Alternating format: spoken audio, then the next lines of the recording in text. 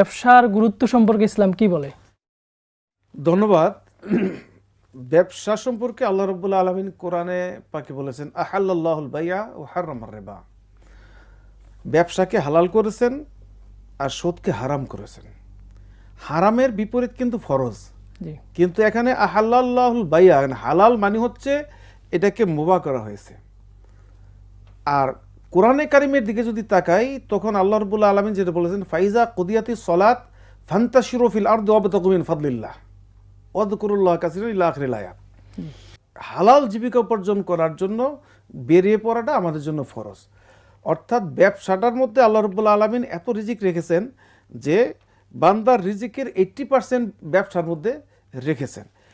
আপনি দেখেন, বাবা আদম থেকে নিয়ে নবী মুহাম্মদ সাল্লাল্লাহু আলাইহি ওয়াসাল্লাম পর্যন্ত যত নবী রাসূল ছিলেন, প্রত্যেকেই কোনো না কোনো একটা কাজে তারা নিয়োজিত ছিলেন। অধিকাংশ নবী আলাইহিমুস সালাম তারা ব্যবসায়ী ছিলেন। ব্যবসাটা দুই প্রকার, একটা হলো হালাল, একটা হচ্ছে হারাম।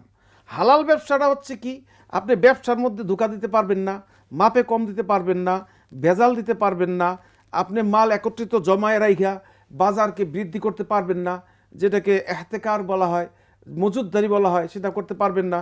বরং কি করবেন, যেই মালের যেই গুণ কোয়ালিটি আছে সেই গুণ প্রকাশ করে আপনি একটা নির্দিষ্ট সীমানার মধ্যে লভ্যাংশ নিতে হবে, যাতে করে জনদুর্ভোগ সৃষ্টি না হয়।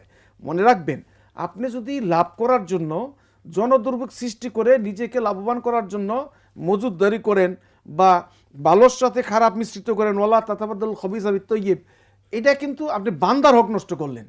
এই বান্দার হক নষ্ট করার কারণে আল্লাহ রাব্বুল আলামিন কিন্তু আপনাকে ছাড়বেন না।